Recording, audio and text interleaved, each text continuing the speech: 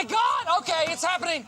Everybody stay calm. What's the Everybody procedure, stay everyone? calm. What's the procedure? Stay calm! Wait. Everybody just calm down! Well, it is an award season without a little bit of drama, right? And of course, the most unpredictable year is the year that I'm super swamped and unable to make a breakdown video. Oh, brother, this guy stinks! But that's alright. We're here with our predictions. Even though it's the day before the Oscars, it counts for something, right? So let's get into my predictions / breakdown of this year's award season. Make sure you leave in the comments below your predictions for who you think will win in each category and who you're rooting for personally. For starters, let's do a quick rundown of the award season so far, because as we know, each award show affects how the Oscars might play out, because the outcomes of each of the various awards prior to the Oscars can influence how Oscar members vote. So this year, the Golden Globes kicked off the award season on January 11th. The DGA followed the Golden Globes on February 7th. The BAFTAs were on February 22nd, which created a lot of commotion, which we'll talk about. The PGAs closed out February on the 28th. The SAG Awards were on March 1st, and the WGA Awards was on March 8th. Now, the Oscar voting window was February 6th to March 5th. So that means that the DGA, BAFTA, PGA, and SAG Awards all influence Oscar voters. WGA Awards were after Oscar voting ended, so the winners of that won't necessarily affect how Oscar voters voted,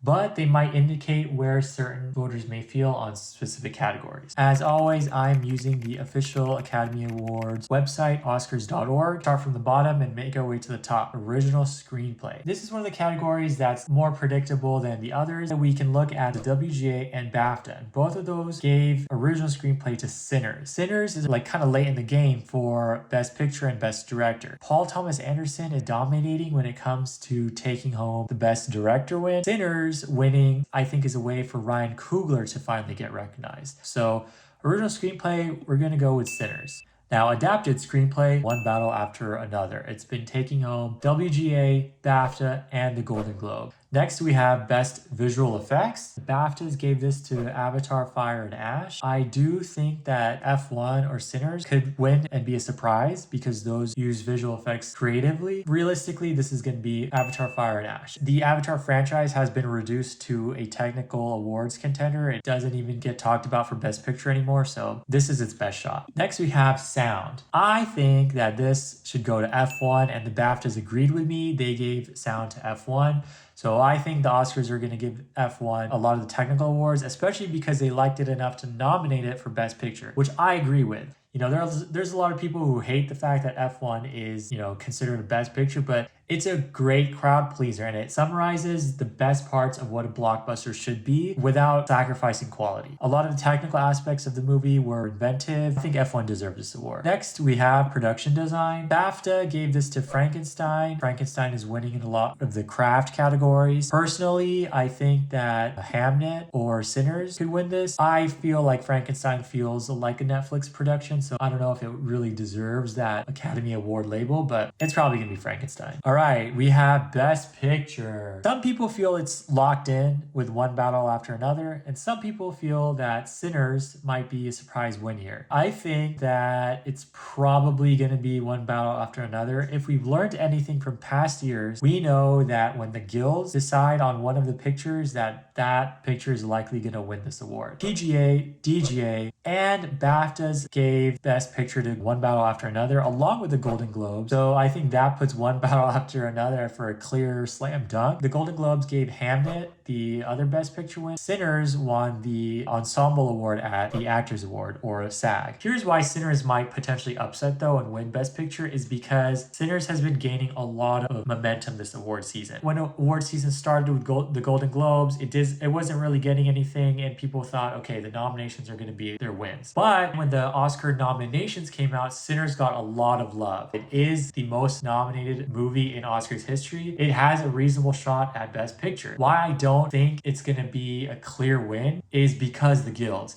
the guilds always typically fall in line with who the best picture winner is. One battle after another has been clearing at the guilds. It won the BAFTA, it won a Golden Globe, and so it was probably gonna take home the Oscar as well. What complicates this is the BAFTA, and while that created an opportunity to talk about disability, race, and representation, it also was an opportunity to talk about Sinners and the cast of Sinners and why Sinners as a movie is so important and why it was so impactful. Because Sinners is not just a vampire movie. Sinners is about the legacy of Black Americans. It's about how music has been a way to cope with the harsh history of America and how Black history, Black music are all woven into the fabric of America and of society today. And those impacts have been generational. Based on that alone, that conversation, I think people might have realized that Sinners has a lot of merit. Because again, the BAFTA's controversy happened before Oscar voting closed. So I don't know. I personally would go for Sinners. That's my pick, and I do think that there's a possibility that it might win. But realistically, solely on metrics and data, it's going to be one battle after another. So we'll see. Let me know. I'm really curious to know who you think should win the Best Picture at the Oscars. This is the biggest award of the night. We've been surprised before, so we'll see. Rooting for Sinners though. All right, and now we have Best Song. 99% going to go to Golden from K-Pop Demon Hunters. That movie is a juggernaut, and the music in that movie is very, very good. Of course, I Lied to You from Sinners is incredible and, a big moment in the movie. So I could see this also taking home this award, but it's going to be between these two and most likely Golden. Sorry, Diane Warren. We go another year without you winning.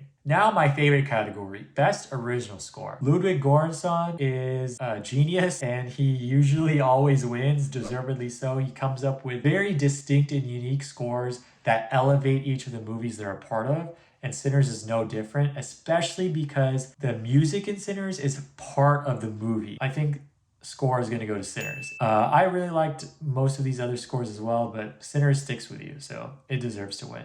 And then we have makeup and hairstyling. This is going to go to Frankenstein. It's won at BAFTAs. The Smashing Machine is a good nominee as well, but Frankenstein's going to take it. Next, we have live action short film, which I'm going to skip because I don't know any of these, unfortunately. And now we have international feature film. We don't have a clear frontrunner. The Golden Globes gave Secret Agent the win, while BAFTA gave Sentimental Value the win. I think it could go to either of these. I also think The Voice of Hind Rajab might win because I think that's a powerful film. Realistically, I think that this might go to Sentimental Value because that has a lot of nominations in the major categories as well. I will say, don't underestimate Brazil. Secret Agent could also win. Next, we have film editing. This is going to go to one battle after another based on the BAFTA win, but I suspect F1 might take it home because I think it's wonderfully edited. Because the Academy liked F1 enough to nominate for Best Picture, I think, like I said with sound, it might win a lot of technical categories. I'm rooting for F1 and I hope it wins. All right, documentary, short film. Unfortunately, I haven't seen any of these. We're just going to skip that along with documentary feature and get to directing. Paul Thomas Anderson for One Battle After Another. This is a career win. He hasn't won before. Personally, I did like One Battle After Another,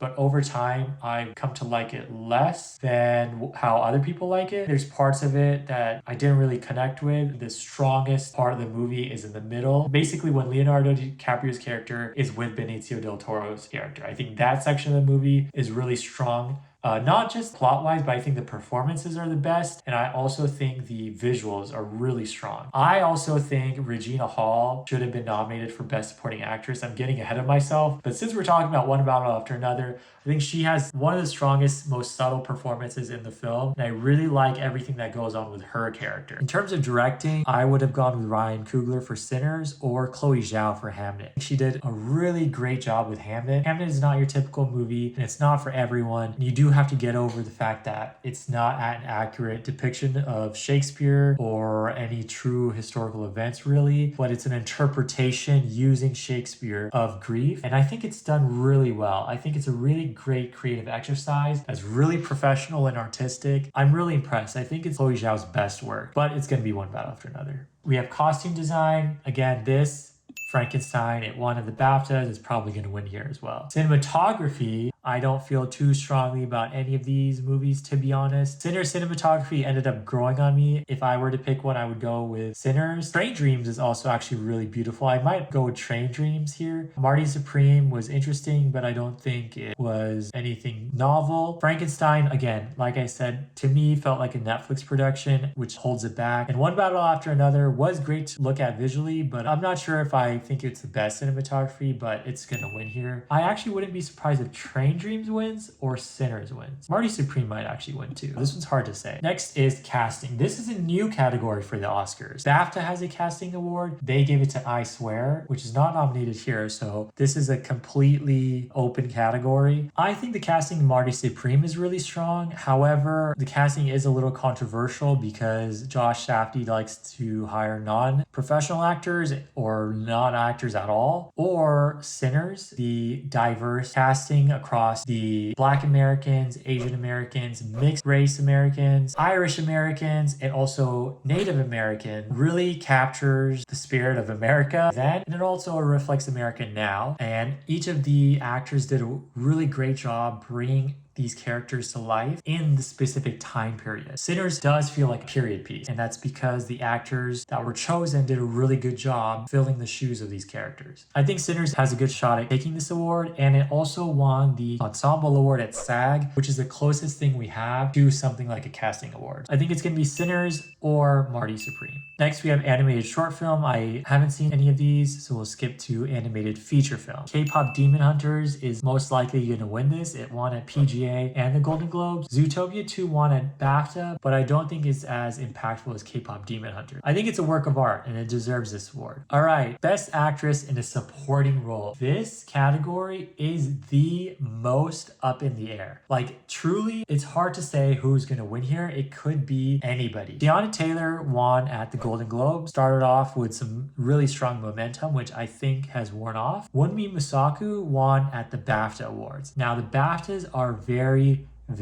indicative of the major acting awards, as we've learned previously. Last year, when Zoe Saldana won at the BAFTA Award, she won at the Oscars. When Kieran Culkin won, he won at the Oscars. When Adrian Brody won at the BAFTAs, he won at the Oscars. So you get my drift, right? Wunmi Mosaku has the strongest chance of winning here. However, actors really like Amy Madigan. She won at SAG because they are the largest voting bloc. You know, there's a good chance that she might have a chance at winning here as well. I don't know though, because last year with Timothée Chalamet, we were saying maybe because he won at SAG. It always comes down to the BAFTAs, especially recently. I think Amy Madigan has a strong case. It's most likely down to Amy Madison, Wunmi Mosaku. I'm gonna go with Wunmi Mosaku. So we'll see. We'll see. This could be anybody. We're following up the most unpredictable category with the most predictable category. It's Jessie Buckley from Hamnet. She's been sweeping and she's gonna take home the Oscar. All right, Best Actor in a Supporting Role. So we have Sean Penn, who won at the BAFTAs. Remember what I said about that. Also at SAG, so there you go. You have the BAFTAs plus SAG. I think that puts him in first place. But then you have the Golden Globes, which awarded Stellan Skarsgård. You also have Jacob Elordi in the mix, who won Critics' Choice. And then you also have Delroy Lindo. Him getting nominated here was a surprise. So I think that there is a potential that he could take home this award. Personally, I think Stellan Skarsgård should win. I love him as an actor. He is incredible in Andor, one of my favorite shows ever. And he's had a great career, a fantastic career. So I think Stellan Skarsgård deserves this award the most, followed by Delroy Lindo, then Sean Penn. I think Sean Penn's performance was really good, but I think Delroy Lindo or Stellan Skarsgård's were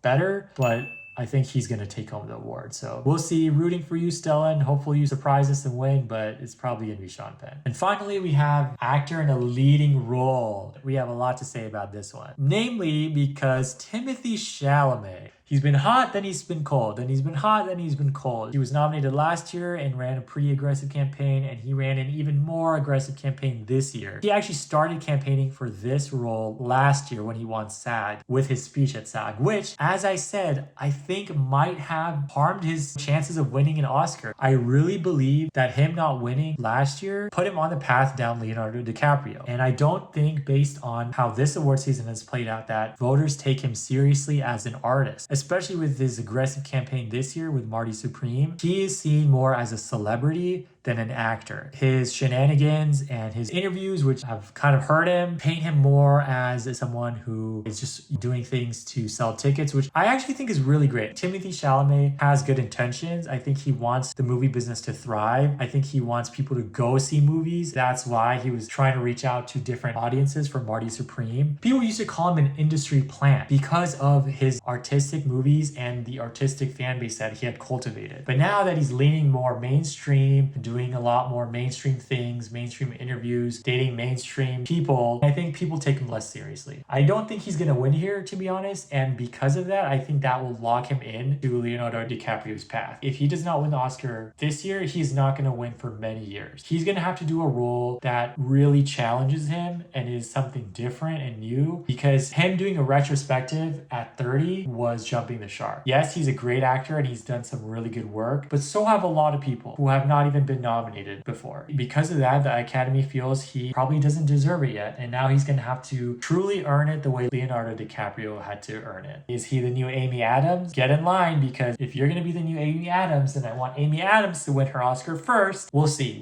Given that, who will actually win this category? Michael B. Jordan. He won at the Actors Award, and I know I talked about the Actors Awards before, the SAG Awards, and how while they have the largest body, I don't necessarily think they indicate a win at the Oscars. However, this category is complicated because what usually would be pointing us in the right direction would be the BAFTAs. But the BAFTAs gave Best Actor to Robert Aramayo for I Swear, who is not nominated here. So that leaves this category wide open. Truly, anybody could win, and there is no true frontrunner here. Michael B. Jordan, yes, he has a lot of momentum now. Right at the very end, when Oscars voting was closing, remember, Actors Awards was on March 1st. Voting closed for the Oscars on March 5th. So there's plenty of time for that to affect how voters cast their ballot. However, I don't think that he's a lock because Wagner Moura got the Golden Globe. Maybe Wagner Moura might be popular with international voters since the Golden Globes is an international body, and since we don't have the BAFTAs to tell us how they're voting, this could be an opportunity for Wagner Moura to win. Like I said, don't underestimate Brazil. Ethan Hawke, people really like his performance in Blue Moon, so he has a shot. Leonardo DiCaprio as well, because One Battle After Another is winning so much everywhere else, but he hasn't won anything, so I'm less inclined to say that he's going to take it. I think it's between Michael B. Jordan and Wagner Moura. Who do I want to win? I'd be glad if Michael B. Jordan won. This would really solidify his career as a true artist, but I think Wagner Moura honestly might win too. It's between Michael B. Jordan and Wagner Moura. If neither of those two, then it's Leonardo. But we'll see. It's hard to say this year. It's hard to say, which is a lot of fun. That's what makes award season so exciting and what makes the Oscars so fun for so many of us. It's a good thing that we don't have people who are sweeping every single category. It's more fun when there are potential options, because I think it's more fair, it gives more legitimacy, and it's more exciting to follow. I wonder if this will encourage people to tune in, because we really don't know, and I think Sinners is a crowd pleaser, so maybe that will draw in audiences. It's literally hours away, so we don't have to wait too long, but in the meantime, drop your predictions in the comments below. Thanks for watching. I'll see you in the next one.